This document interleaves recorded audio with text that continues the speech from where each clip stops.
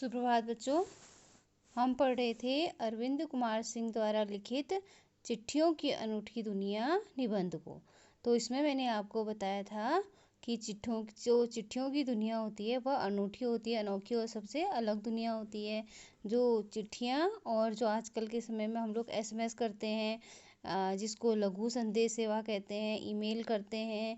इसके अलावा हम लोग जो फैक्स वगैरह करते हैं उसकी तुलना में चिट्ठियों का महत्व ज़्यादा है, क्योंकि चिट्ठियाँ हमारे जो मन के भाव हैं, मनोभावों को दर्शाती हैं और चिट्ठियों को लंबे समय तक हम लोग सहेज के रख सकते हैं। जबकि अगर आप लोग फ़ोन में अगर कोई मैसेज है, उस मैसेज को आप ज़्यादा समय तक नहीं रख सकते स्टोर करके, लेकिन इसकी तुलना में जो चिट्ठियां हैं, चिट्ठियों को हम लंबे समय तक उनका संकलन करके उसको संग्रह करके रख सकते हैं। जैसे आप लोग देखते हो बड़े बड़े संग्रहालय होते हैं, जो म्यूजियम भी बोलते हैं जिनको, वहाँ पर जो बहुत बड़ी बड़ी हस्तियाँ होती हैं, जैसे महात्मा गांधी जी, अटल बिहारी वाजपेयी जी और ऐसे ही बड़े बड़े जो हस्तियाँ हैं उनके चित्रों को आज भी संभाल के रखा गया है।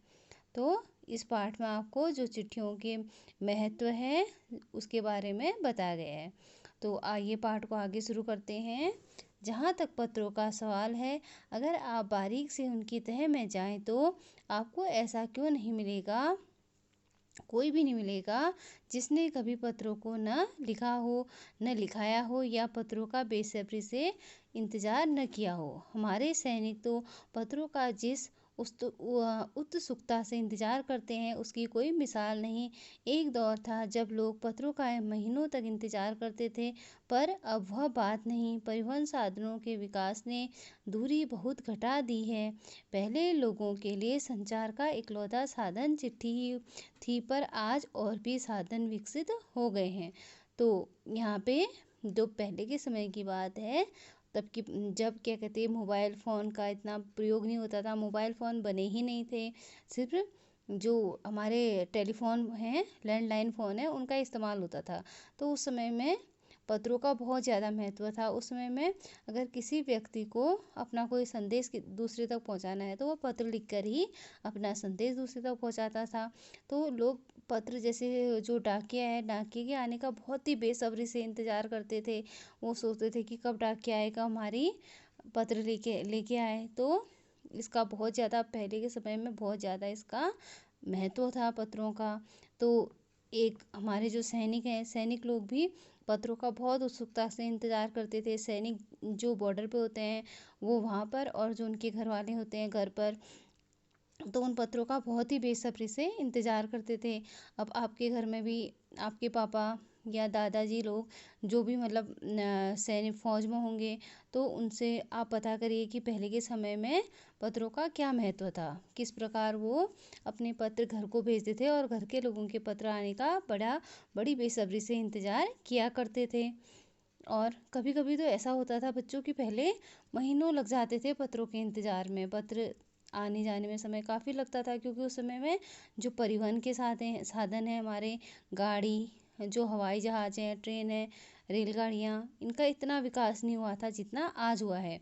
तो बहुत समय लग जाता था एक पत्र के आने में और उसको एक जगह से दूसरी जगह पे जाने पहुंचने के लिए। तो आज तो आप देखते हो कि आप लोग मिनटों में कोई भी आपको संदेश किसी को देना हो या कोई भी बात किसी से कहनी हो, तो जल्दी से आप या तो आप व्हाट्सएप मैसेज कर देते हो या मतलब जो सिंपल मैसेज हैं, साधारण जो मैसेज हैं, संदेश है, वह दे देते हो। तो पहले ऐसा नहीं था।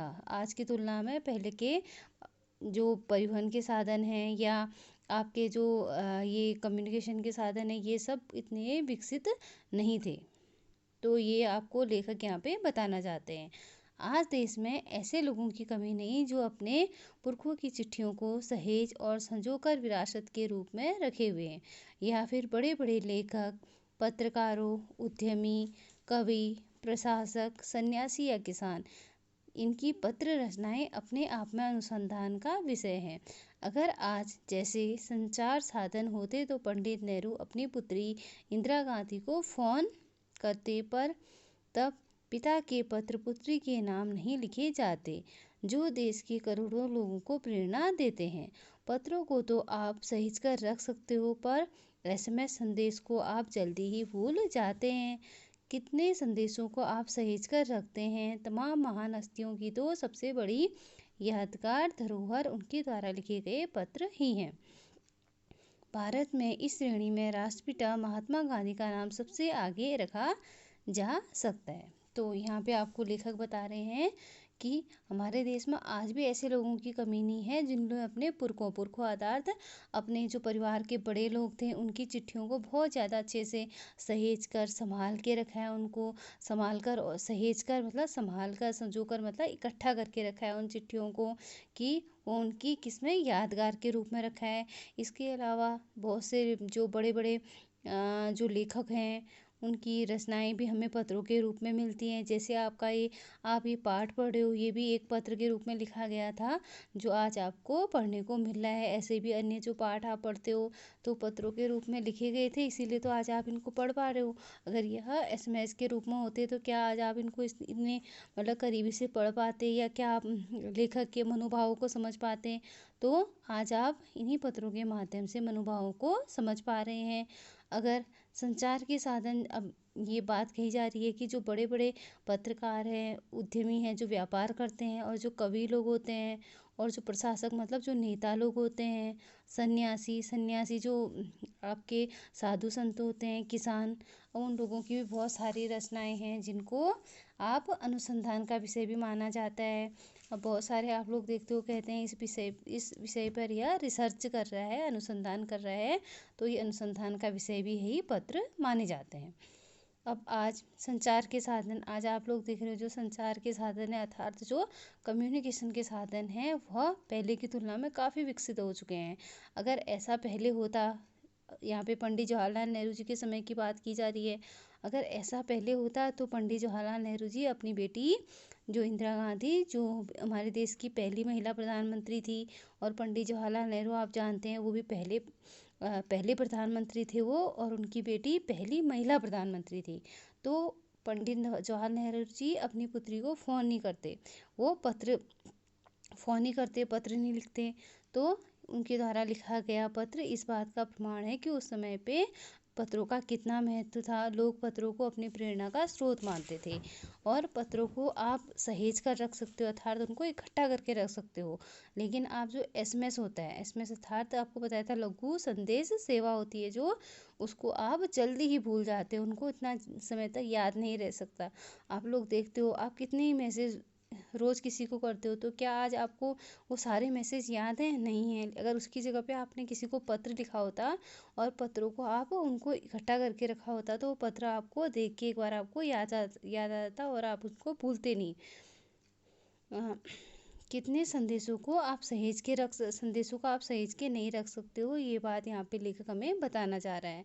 अब लेखक कह रहा है जितनी भी बड़े बड़े जो हस्तियाँ हैं, बड़े बड़े लोग हैं, महान विभूतियाँ हैं, उनके पत्र इसीलिए रखे गए हैं कि वो हमारे लिए प्रेरणा का स्रोत है, उससे हम अच्छी बातों को ग्रहण कर सकें और उनको अपने जीवन में अपना सकें। अब भारत में अब इसी श्रेणी में जो बड़े बड़े महापुरुष थे, इसी श्रेणी में महात्मा गांधी जी को सबसे आगे रखा जाता है, क्योंकि अभी उनको राष्ट्रपिता कहा जाता है, राष्ट्रपिता की जो उपाधि है वो दी गई है, इसलिए उनको सबसे आगे रखा गया है। दुनिया के तमाम संग्रहालय जानी मानी हस्तियों के पत्रों का अनूठा संकलन है। अब पूरी दुनिया की बात की जा रही है यहाँ पे, जो वहाँ के संग्रहालय हैं, म्यूज़ियम है, वो बड़े बड़े लोगों के जो जानी मानी हस्तियाँ हैं जिनको सभी लोग जानते हैं, उनके द्वारा जो लिखे गए पत्र थे उनका अनूठा मतलब अनोखा संकलन है वहाँ पे, उनका संकलन इकट्ठा किया गया है, उनको वहाँ पे कलेक्ट किया गया है। तमाम पत्र देश काल और समाज को जानने समझने का असली पैमाना है। अब ये सारे पत्र जो होते हैं उस समय की जो स्थिति रही होगी उसको जानने समझने का बहुत ही अच्छा तरीका है। जैसे आज आपके सामने ये पत्र रखा गया है तो आप ये समझ सकते हो कि गांधी जी के समय में क्या होता था, और पंडित जवाहरलाल नेहरू जी हैं उनके समय पर क्या हुआ था। इन सब चीज़ों को आप यहाँ पे से इन बातों को जान रहे हो कि उनके समय में पत्रों का क्या महत्व था। ये भी एक असली पैमाना है, असली तरीका है उनको समझने का। अब भारत में आज़ादी के समय में बहुत सारे महासंग्राम हुए, ये सब बातें आप लोग सामाजिक विज्ञान एसएसटी के अंतर्गत पढ़ते हो तो आपको पता है कि उस समय वो बहुत सारे संग्राम अर्थात बहुत सारी लड़ाइयाँ लड़ी गई। अब अंग्रेज अफसरों ने अपने परिवारजनों को पत्र लिखा। जो अंग्रेज लोग थे अब उस समय वही लोग पढ़े लिखे थे, भारतीय तो कम पढ़े लिखे थे। अब भारतीय जो पढ़े पढ़े लिखे थे वह थोड़ा बहुत अपना मतलब इसका प्रयोग करते थे, लेकिन ज़्यादा अंग्रेज अफसर पढ़े हुए थे तो वो अपने जो परिवार के लोग थे उनको पत्र लिखते थे। और पत्र जो उन लोगों के द्वारा पत्र लिखे गए वह एक पुस्तक के रूप में लिखी गई। और इससे ये साबित हुआ कि संग्राम में कितनी ज़मीनी मजबूती लिए हुए ये पत्र थे, इन पत्रों का कितना महत्व था।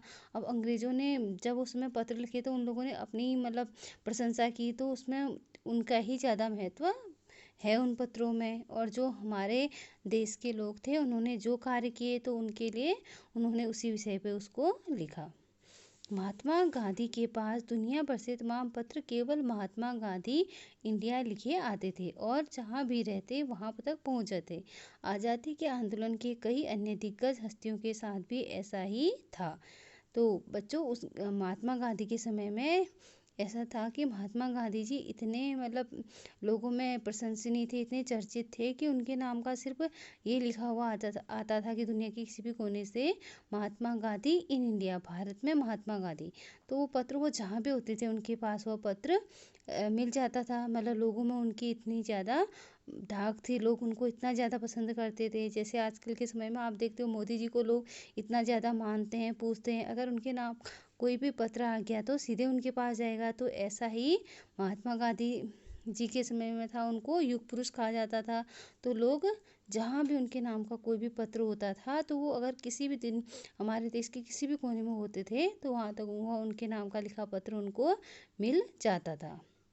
अब आज़ादी के समय में जब आपको पता है कि हमारा देश जब आज़ाद नहीं हुआ था तो उस समय पर आज़ादी के समय में आज़ादी पाने के लिए बहुत सारे आंदोलन हुए, बहुत सारे लड़ाइयाँ लड़ी गई, बहुत सारे लोगों ने बहुत ज़्यादा मेहनत करी, हमारा देश आज़ाद होकर के बहुत संघर्ष किया।